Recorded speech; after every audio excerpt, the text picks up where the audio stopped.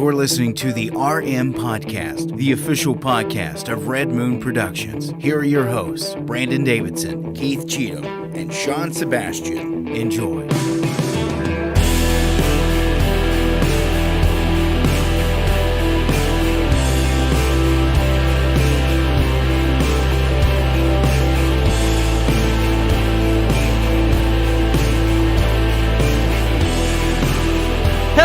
Welcome to another episode of the Red Moon Podcast, live every single Tuesday night right here on all your favorite social media networks. That's right, we got the hot copy ready. And don't forget, you can download that audio version on Thursdays at midnight. I'm one of your hosts, Brendan Davidson, alongside our normal new host, Sean Sebastian. And... oh, wait. Mike's not on. I think. Oh, it's not. There it is. It was loose. Is it good? It's good now. It's good well, now. I said my name and y'all missed it. That's it. I'm not doing it again. We did that on purpose. Yeah. We made sure it was like Keith normally doesn't say his name. What in the world I is hit it's working because my mic's working, but it hadn't faded out yet. Yeah, well, I know, you but have to I wait just till I hit the. I won't wait. Now it's good. I already did it. Oh, good. You can't do it anymore for the rest of the show. We'll see when you say that. How did I know he was going to do that? Well, I knew you knew. It doesn't matter what you know. It only matters that I do it. So time and time again, you can't bet managers. Why is that not on here? I don't know. I mean, I'll raise you a Yankee. There's not any quotes from that movie on here. I know. There's tons of quotes we quote, and we never put them on here. Including the one that I butchered. And I just made up my own line. Which one was that? The private justice. Oh, yeah. Yeah. Sean corrected me and was like, you didn't say that near. It was like maybe 80% there. It was close. It was like 80. You're killing me, Smalls. But you know what? It's how you remember it in your heart. It is. Yeah. It is. And That's ultimately, what that movie has stuck with me all these years. I'm just saying. It's just Silver Bullet's a classic. Gary Busey, Corey Haim. Yeah, it's great. Reverend Werewolf. Yeah. Maybe we should find a way. I wonder if Corey Haim got raped making that movie. Whoa. What? He was getting raped all the time when he was a kid. That was a story Hollywood. about the Coreys, wasn't it? Yeah. And Yeah. one Both of of them them, Feldman, I think, had said that it was. What's his We name? could see how it messed up Feldman. Haim killed himself because of that. Feldman claims, drank himself to death. and we'll never know for sure, I guess, because everybody thinks Feldman's crazy. Yeah. But Feldman claims that it's actor for Charlie Sheen? Sheen, yes, he said Charlie Sheen was the one who raped Corey Haim. Ooh, wow. Yes. Really? Of course, Charlie Sheen has denied this, but yeah. I mean, well, he's probably denied a lot. Yeah, for Well, sure. his life. For sure. Winning. But I'm just like, that's what I said. So if it was Charlie Sheen, then it didn't happen on the set of Silver Bullet. Now, I don't remember what movie they did together, or if they just happened to be in Hollywood together at some event and it happened. Yeah, I don't know. Is he in the same age range as them? He's older. He's Yeah, older, but he's I mean, like older, Feldman's like in his 40s. No, he's in his 50s. He's got to be in his 50s. Corey Feldman? No. He's in his 40s? Yeah. He just looks maybe. He just looks late like way 30s. rougher. Yeah. But I wonder how old. And then Charlie Sheen's definitely in his 50s. He's got late Feldman is 53. Are you serious? I was right. Ha ha. My God, that Called makes it. me feel old. And Charlie Sheen is 58. So he's not that much older. Not that than much them. older. That would Yeah. make sense that they're running around in the same group. circles. Yeah. But I don't see. I don't know. I mean, I'm sure they were doing drugs. There was a documentary about about it a while back, and it was like on the set of Lost Boys, he was messed with a little bit. On I mean, here's the thing. what was the other especially, one? License to Drive was on that set is where a lot of stuff happened to Corey Haim. Well, and the thing is, I mean, we just had that docuseries release on. Was it HBO? Was it Max? Max released it? Yeah. Oh wow, there's a new one on Netflix. You guys got to check out. What's that one? It's about the boy bands, and Oh wait, is that the one about? it's about like the pyramid scheme of. I've seen that one. So With Charlie what's it- Sheen. Hold on, sorry. real quick. What's his name? Pearl. Perlman or Perlman. Perlman. Yeah, or something like that. yeah. Because I watched that one. Yeah, 'Cause he about screwed NSYNC over and both- Backstreet oh, Boys. yeah. Yeah, that's Oh, yeah. crazy. It is. Yeah. The fact that like they had just blown up and they have this huge nice dinner. Yeah. And they have checks and they're like, man, this is gonna be great, and invited their families, and they open it up, it was like $10,000, and they were all like, yeah, 10,000 is nice, but this is like after a year of work. Yeah. And like being skyrocketed to like the They top should of the have been charts. millionaires. Oh Yeah. yeah, it was easily clear that he was screwing them over. Yep. So apparently the accusation is it was on the set of the 1986 film Lucas. Charlie Sheen would have been 19 and Corey Haim would have been 13. Okay. Oh, So, wow. yeah. And I mean, so And Charlie Sheen has sued the National this the- Enquirer because National Enquirer ran the story. okay, I was gonna So say there's- these are the he's- allegations that Feldman had reported to the National Enquirer, and y- they wrote the they're, story. yeah, accusations, and he's actually Charlie Sheen has sued the National Enquirer over it. But yeah, I mean, we'll never know. Is the whether it's true or lawsuit not. still pending, or was it thrown out? How long ago was this? Let's see. I mean, is this still ongoing? 2017 was when the story was written. So, I mean, it's possible it could be still ongoing, but I doubt it. Yeah, I'm just interested to know if That's it just was the Charlie Sheen accusation, though. There's a lot of others. Yeah. He's claimed to have been Quiet on molested Set. and stuff. Yeah, That's what a it lot. was. That was the docuseries. That was Quiet the on Set. Nickelodeon. Yeah, the one. Nickelodeon. So I'm like, look, I mean, that alone, there's no question that this stuff's gone on. I just recently listened to Chris Williamson's podcast, or is it Williams? But he had Brett Cooper on. Mm-hmm. He does long form interviews, and of course, like he's She's got a former child yeah. actor. Yeah. But she specifically talked about how like she's thankful that her mom stepped in and pretty much was always there, always watching out for her. And she went into detail about one instance where, you know, it wasn't anything wrong or terrible that happened, and thank God it wasn't, but it was her with another girl who was trying to get a role, and they went and met this guy who was this producer that had claimed, like, and she said within like 5 minutes of meeting this guy and him like giving us a warm welcome, he's immediately talking about like his lesbian fantasy of us in a scene.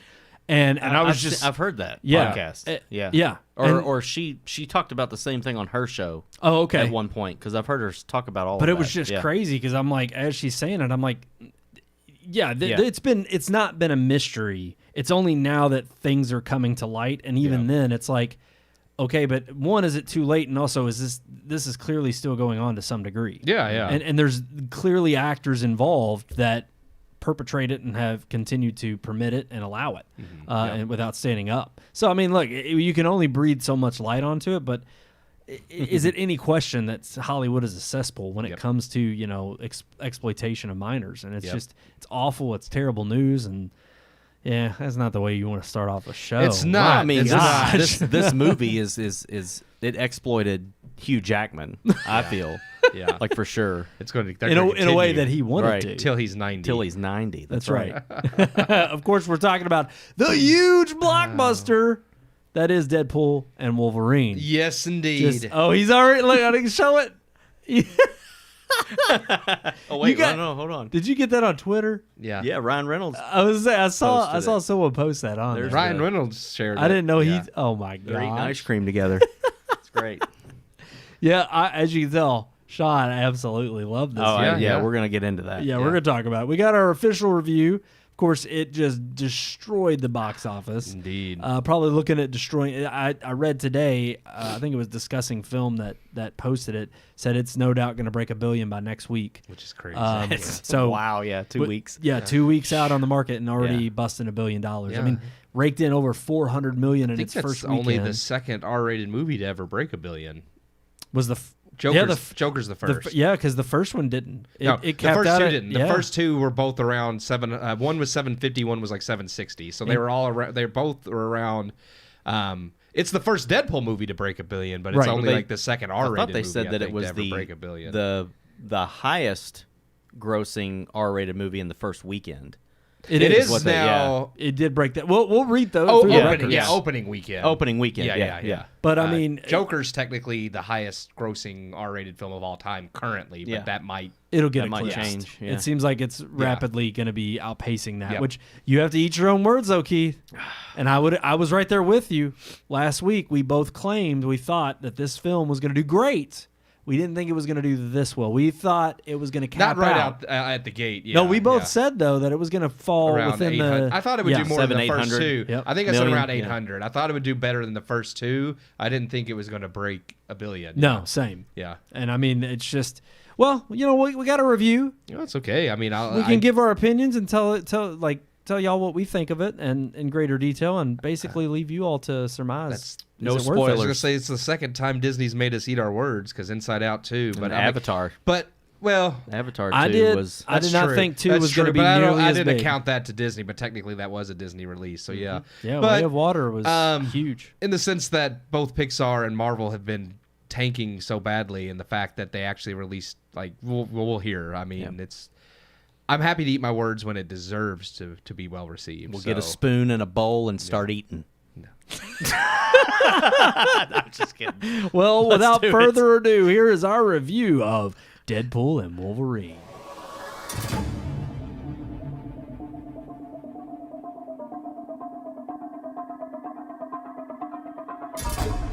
The wait is finally over. After 6 long years, corporate mergers, and uncertainty, the third Deadpool has arrived in all its crass, foul-mouthed, blood-filled, R-rated glory from Walt Disney Pictures and Marvel Studios. Directed by Sean Levy, who previously collaborated with lead Ryan Reynolds on Free Guy and The Atom Project, Deadpool and Wolverine, the third entry in the Deadpool series, sees the return of Ryan Reynolds as Deadpool and Hugh Jackman as Wolverine, after previously retiring the character in Logan. Don't worry, however, Jackman's previous send-off to the character is addressed, and the film effectively becomes a heartfelt send-off to the entire 20th Century Fox Marvel films, with a relatively simple story as far as the multiverse is concerned. Deadpool is snatched by the Time Variance Authority with an offer to bring him into the sacred timeline of the MCU. Upon discovering that his own universe is going to die, Deadpool sets out to find a way to save his universe and loved ones. Enlisting Wolverine along the way, what ensues is a smorgasbord of Easter eggs, cameos, and homages to all things Marvel, both MCU, comic books, and Fox Studios. Reynolds as the Merc with a Mouth and Jackman as Logan both feel right at home, neither missing a beat. Their comedic chemistry is spectacular, nailing the characters' relationship in the comics, and is a true testament to just how well both actors have cemented themselves as their respective characters. The story, while basic, serves its purpose of lampooning Marvel's past failures while introducing the Fox universe to the MCU, and giving it a send-off at the same time. We know the X-Men and various other Fox-owned properties are coming, but this film will be the last time we see these versions of these characters, excepting maybe the possibility of Reynolds as Deadpool, and maybe, just maybe, one last go for Jackman as Wolverine. With boundless jokes and fantastic spectacle, the movie is always entertaining. I personally had a smile on my face the entire runtime. While the story isn't anything particularly brilliant, it does serve its purpose. The story itself relies heavily on jokes, nostalgia, and the fourth wall. It does land well on small and simple emotional moments sprinkled throughout the film. It's never anything grand, but the moments are again true to the characters and their personal motives, both already established on screen and in the comics. It's not much, but it's enough to make the stakes feel real, even amongst the silliness of the multiverse. Deadpool and Wolverine isn't exactly the saving grace of Marvel that many believe it to be, in my opinion, but it is one of, if not the best films released by Marvel since Endgame, and possibly the best entry in the Deadpool saga as well. It's why people go to the movies, to laugh and be entertained, and it succeeds in every way a Deadpool movie should. It may not build toward anything larger, but it's exactly what fans wanted in a good way. I give Deadpool and Wolverine 3 out of 4 stars. There you have it. Indeed. 3 out of 4 stars. Quite the positive review. I like it a lot. I did Quite a too. lot. I think we all went and I saw think it. it might be my favorite of the 3 Deadpool movies, to be Oh, honest. Oh, really? Yeah, Absolutely. yeah. Okay. Yeah. All right. I have to weigh it between that and the first, but I mean, they're both awesome, so. We'll go around the table. So, Keith, we obviously got your review. Sean, what about you? I went 4. Whoa! 4 out of 4 stars. Sean's giving it a near Yeah. perfect Absolutely Better than loved the Endgame. movie. That's Which crazy. you did see it twice. I saw it twice. I liked it better the second time. I was when we came out of the theater, I was settled on 3.5. But after seeing it a second time and not feeling like I had to pay attention in certain spots, I was able to see other fan service that I didn't catch the first time. And I just if you're gonna put that much heart and soul into a movie, and like Keith said, it doesn't really play towards the greater story as much as I think people probably would have hoped.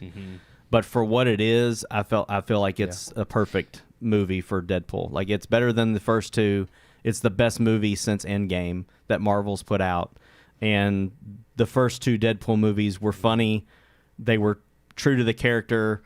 I think they're good movies, but I don't feel like they have the heart that this movie had. This movie got me emotionally multiple times, both times that I saw it, even after I knew what they were going to say.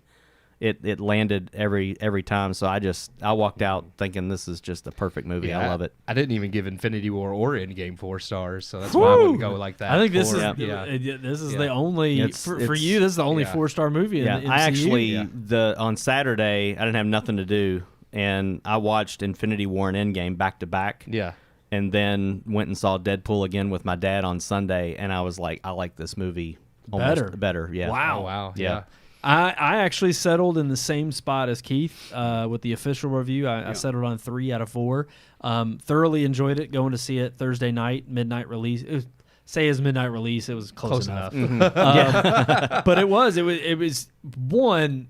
Just the thrill of being in a theater. That was I think the full. last With other time people. I was in a packed theater Yeah. like that was Top Gun Maverick. Yeah. True. Oh yeah. And even yeah. then, it was the Yep. following week after it came Yeah. out. So I can't even imagine opening weekend Yeah. of it. Well, even Marvel, like the last several Marvel movies haven't had like even opening. Like I remember back during the Infinity Saga, we would go to opening night of all these Marvel films, and IMAX was packed full. There wasn't an empty seat in the house. Yeah. Yep. And that hasn't happened with any, like even No Way Home was full, but not packed the way the Infinity Saga was. And this is the first time in a long time, like just to see that many people packed into IMAX to see Deadpool and Wolverine. I was like, this is awesome. I think that's one of the reasons that it set so well with me is because it's been so long since I've felt that kind of reaction in a movie theater, and to feel that again for like the first time, and I was thinking Endgame, but I actually forgot about Spider-Man, and you mentioned No Way Home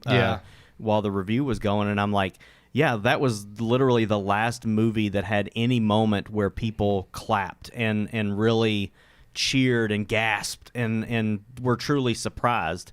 And I think it's one of those things where if you can do that in a film that gets that reaction from people, then you deserve all the praise, because there's not a lot of films that can do that, and Marvel hasn't put anything out that's been able to do that. People walk away pissed at Marvel, and I think this is one of those movies that definitely rekindled that flame for me. I just hope they carry on. That's my biggest concern, because while I love this movie, and it's not necessarily a bad thing to have fan service and nostalgia. I feel like that's really mostly what Spider-Man No Way Home and this movie bank on, is all that fan service and nostalgia. And while it works perfect for Deadpool and the fourth wall, like I don't think that's a bad thing. I'm not trying to knock it. You can't do that with every Marvel film. No. So how do you carry on? It's like when you don't have we're gonna get spoiled. Yeah, when you don't have the nostalgia or the Easter eggs, like the next movie up is Captain America: Brave New World. It has to stand on its own 2 feet. So it's like, as great as this movie is, and I'm happy that this movie's great, it's like, what do you do from here? Because you got a little bit of goodwill now, but you have to carry that goodwill forward and make great movies going forward as well. And we'll talk about that a little bit more in the headline segment. It's pretty much an MCU themed night because of some news that broke over the week. But all the buzz. I do think with this film, the reason I settled on 3, maybe knocking off that 4, the way I'd rank it is 1 is still, I think, my favorite, just from the introduction of the character and it truly being something unique and different, even though it was under the 20th Century banner at the time. But there was, 1, then 3, then 2. I felt like 2 came so closely behind 1, and it just felt too similar to what 1 was. A lot of rinse and repeat. Yeah. It just didn't. And again, part of that was them.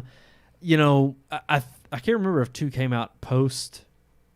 I want to say it was post buyout, because they still couldn't mention. Or was it? It was well before. Yeah, 2 was before. Because I thought they filmed it before, but it released after. I think it may have released during their acquisition. All I know is that they couldn't say, because they had the cast members of certain characters from X-Men in there, but they couldn't call them out by name. And like they could use the X-Men characters. They couldn't use Marvel characters. Okay, that's like what MCU. it was. That's because what they it was. didn't technically. They were still Fox. They weren't Disney. Yeah. And so, I mean, and again, nothing wrong with 2. It was entertaining. I just thought it was more of the same. Whereas this one, I felt like maybe it was the time span of releases, plus throwing in, I mean, they did do a good job of having an emotional comeback for, Logan, aka Wolverine. Yeah. In that, they immediately address the elephant in the room of like, wait, Logan's send-off was in Logan. How are you going to bring him back and do it justly? That it was very well done. Right, I was going to say. Because, and this is going to segue a little bit later into our headline segment because, again, another major reveal that just happened. You're going to have a lot of people starting to, I think, call out the MCU in so much as that when you start resting on your laurels, or you could accuse them of that, and bringing back older talent to garner the excitement and get everybody up in arms about like, hey, oh great, Definitely I'm seems ready to like go. a desperate move. But Yes, it could. Yeah. It could Yeah. easily. I don't think that was the case in this film. I No. definitely think it no, paid not off. for Deadpool. This was Ryan and Hugh wanting to have that for a Right. long time. It Yeah. really did seem like a labor of love. And from start to finish, it felt like it had not only the ingredients of the original Deadpool, but even, that they wanted to make this something special. And of course, again, without minimal spoilers, it is a great send-off to, in the same way that No Way Home was kind of a send-off to the to the other Spider-Men that you had come to know, whether Andrew Garfield or Tobey Maguire. I think this one was kind of a send-off to that 20th Century Fox line of Marvel superhero films, yeah. Marvel films that, we know are And not it was going a to really carry good on. job of Yeah. them doing that. I did appreciate that. For me, I think why this movie is one of my favorite, might be my favorite Deadpool movie of the three, is a lot because you could tell it's a labor of love between Ryan Reynolds and Hugh Jackman. The fact that it is also, to me, just one of the more not that Deadpool 1 and 2 didn't. They nailed the characters. They were very true to the comics. But this just felt more like the comics and what Deadpool is and his relationship with Wolverine than even the first two movies, just because they could use all the aspects of the Marvel universe because they were no longer separate. It's like because it's part of the MCU, True. you can have Deadpool, Wolverine, you can have other Marvel characters. You can put Deadpool in kind of some of the zanier situations he's in the comics because of the nature of the character and his ability to break the fourth wall. He's able to commentate on things and to do things that if you do it in another Marvel movie, it's kind of like, this is weird, this is bizarre, doesn't make sense. But Deadpool can get away with it because that's his shtick. That's what he's supposed to be there for. And again, not definitely don't want to go into spoiler territory, but Right. one in particular is perfect how they play that that dichotomy of a role. Yeah. And I don't want to give too much away, but it was perfect the way it was played because you're thinking one thing, and then when it turns out to be something else, Yes, you still get yes. caught off guard. You're like, oh, that was The brilliant. dude, you're That talking was about great. the bait and switch. Yes, Yes, it's and really good. That was fantastic. But main reason I knocked off the 1 star is all of the great that we're talking about. The one major negative, and this is what I've heard from most people who didn't like it, because I actually had 2 at work who were just, one was like, I liked it. It just he still thinks 2 is better. He thinks 2 is the best one. Oh God. Another person absolutely hated it. Oh, wow. Did not like it at all. Thought it was dumb. Wanted to walk out during it. Yes, I know. I'm worried about these people you work with. All I'm saying is, didn't agree with that. Yeah. Definitely Yeah. claim that I did love it. But I agreed with them on this one point, which was, it is a singular story, self-contained, mainly for the send-off of 20th Century Fox. And ultimately, when it comes to Emma Corrin's character and Nova, what's her name? Cassandra Nova. Cassandra Nova. Sorry. When it comes to her character, I feel like it obviously, that plot line took a back seat to everything else that was going on. Not as strong of not only a villain, but also not as strong in terms of her antics and in terms of screwing up the timeline. They allude to and make fun of there being a MacGuffin. Yeah. And clearly that's the case, and I didn't mind that. Again, that's well within the wheelhouse of Deadpool and then making fun of it. But when it came to the grand overall scheme of how this fits into the greater MCU moving forward, definitely not getting any answers. Yeah. If anything, if you didn't watch Loki, or if you did watch Loki, seeing the TVA for being even more involved and on the big screen this time, that's a huge piece of the puzzle is now firmly cemented. Well, it's the only Marvel movie that's Addressed used the it. TVA. Yeah. Right. Since Loki. And that's the crazy thing is, even though Loki It's the ended last pretty one you much would with think. season 2, Yeah. it's like we just had a whole phase where Yeah. they were hardly ever recognized. You would have think thought about- yeah. Ant-Man would have played into that since Kang is part I of the expected Loki and TVA Ant-Man. to show up in both Doctor Strange and Ant-Man, Yeah, and they yeah. didn't. And it's funny because when you think of S.H.I.E.L.D. in the Infinity Saga, Yeah. especially Right. the first, like Yeah. S.H.I.E.L.D. was all over the place You because, have Cole. yeah. Was it Colston? Or what's Coulson, it? yeah, Agent Coulson, Nick he shows Fury, up all the time. Yeah, like even though like they weren't a huge part of the story until the first Avengers, like they did have those pieces, Nick Fury. And Oh, I remember Agent seeing Coulson, and, show up, and it was like the first time you see him, and I forget which movie it was. the first Iron Man. Was it? And, yeah. and when he is revealed at the end to be part of, because he says the acronym, but he says it all the full or thing. it may have been the second because Nick Fury's revealed at the No, end I think you're credits. right. I think it is at the end of Iron Man because. But he's talking to Pepper Potts and everything, Right, and he's it's like, right before he goes up to do the presser, Yeah. and he mentions and he Yes. says like the whole name or Yeah. something, and you're supposed to piece together that it spells out Shield. Shield. Yeah. And so, and I remember everybody says just Shield being for like, short. Yeah, he Like did. when Yeah. he done He- saying it, he says Shield for short. Yeah, and it's But- just that was a mind blowing moment Yeah. because people immediately thought, are they doing this? Yeah. Are they expanding? and that's what the TVA should have been for the multiverse because I think it could have created some sense of cohesiveness amongst all the movies. But they that was the biggest problem with the multiverse saga is there was no cohesiveness. Even like between Loki, Doctor Strange, Spider-Man, Ant-Man, the roles of how the multiverse worked were all over the place Yeah. in each property. Yeah, Yeah. that's true. And that's my only gripe is that this movie, while is great and honestly, it's a great popcorn flick. It is absolutely fun to be had. Obviously, if you're of age. Yeah. I don't think you're I've taking your s- boys to well, this anytime soon. On You Sunday, shouldn't, there but were I've little seen- kids yeah. in Are the you theater. serious? Yeah, I- my dad and I were both just like, those kids are like 10. Oh yeah. I've seen people younger. online that That's were like, I ridiculous. took my 9-year-old, Yeah, I they couldn't loved believe it. it. And I'm just like, yeah, this isn't a movie you should take your 9-year-old when we went to. and saw Halloween Ends, People it don't was care. Ends, People I don't was care like, anymore. no, that's ridiculous. People don't care anymore. It's sad. Yeah, or Halloween Kills. It was when we saw was Halloween Halloween Kills, yeah. But no, I mean that's just that's ridiculous. I mean, it is. I mean that's the other thing too that we were all anticipating for such a long time since the buyout was. Is Disney going to be true to form and release a rated R Deadpool? No doubt. Yeah. This is I don't fully think through Ryan and was through. going to do it with otherwise. Well, Right. Feige, he confirmed at Comic-Con that Blade will be R-rated, which makes Yeah. sense to me. Yeah. I mean, that does.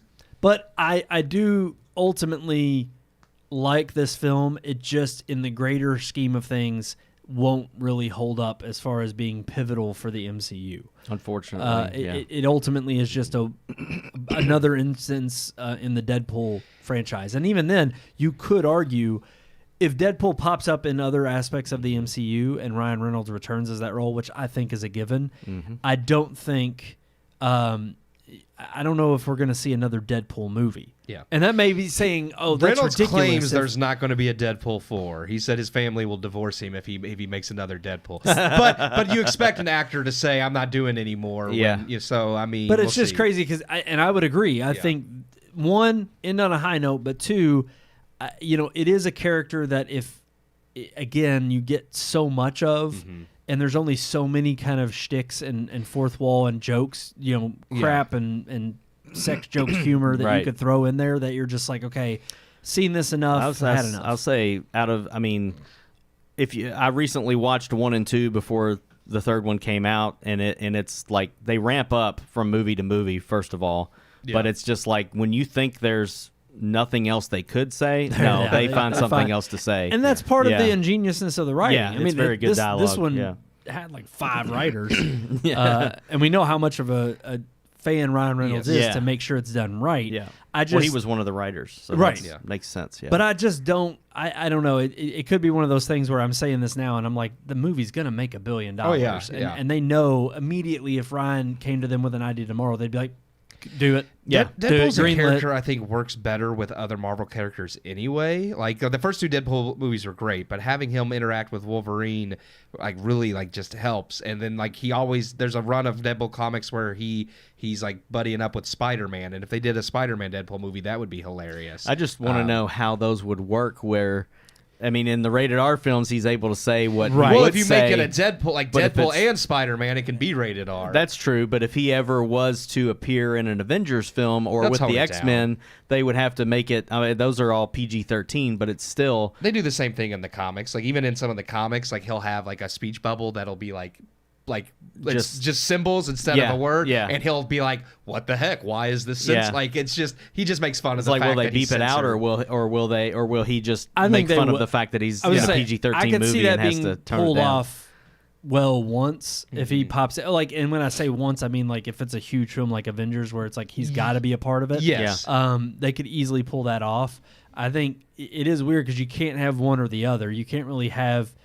Yeah, and it's interesting because you really would have to segment it off as like, here's your PG-13 content, here's your rated R content. So it is interesting in that fact that I mean, he's in other like you said, he interacts with the Marvel universe constantly in the comics, so it's just a balance of them being able to break the fourth wall, but not always having to be as crass. Real quick, I wanted to ask, did they clear up why him and Marina Baccarin's character weren't together in this one? Is that in the second movie? No, or in is the that movie. in this one? It's all in this movie. It's in this Okay, movie. I totally missed that. But then. that's also a different. That's not the same. That's not the girlfriend one that he saves from his universe. Right. Like so she was a different. She Well, he was goes a back in variant. times and stops her from being killed, but that would technically make her a variant. Yeah, then. she's a variant. But basically, she would still be pretty much the same. Yeah. But the whole point of the movie was that he retires or whatever. Oh no! And that's she's right. just That's right. Never mind, because Yeah. there's the flashbacks. Yeah. For some reason, though, It's all covered in the flashbacks. That's right, because I just thought the way the movie starts. So I'm not spoiling anything. The way the movie starts, I just couldn't remember if they do dive into that, and I forgot why they were split up. But I do remember the flashbacks now. One of the things that I've really appreciated amongst the three movies is because he's not a character that you would think has a, like an arc. But from the first movie, he's out for revenge and out for his self and to save her, but that's mostly self. And then in the second movie, he's an anti-hero, and he jokes about it because he's trying to do good, but he's also being himself, and those clash. Yeah. And then in the third movie, he's broken down because he wants to be a real hero. He wants to have purpose. Yeah. He wants to matter. That's Right. the line from the movie. And so he wants to be needed and a part of a team.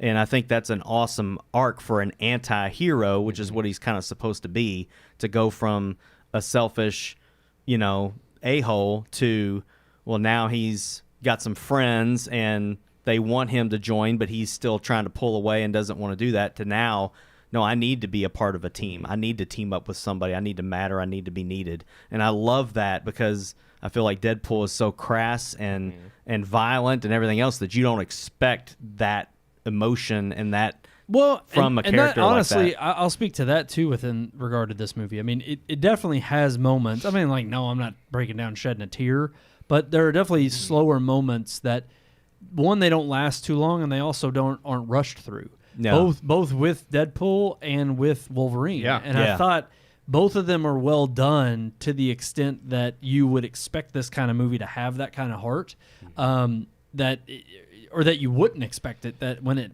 it pays off, you're kind of like, oh, that was a really good moment. Something somebody might find blasphemous.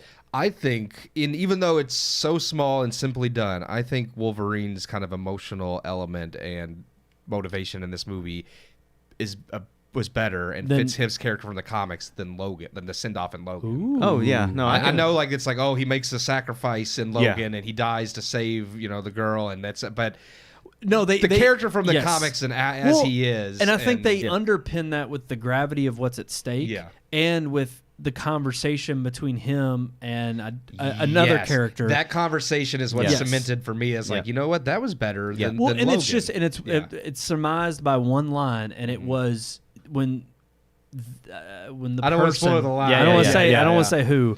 When the person says you were never the best, you were never the right one. Never the right one. Yeah. When that is underlined, it was almost kind of like you've always you were always the wrong one. I'm yes. sorry. Yep. I just want to get it She right. said wrong man.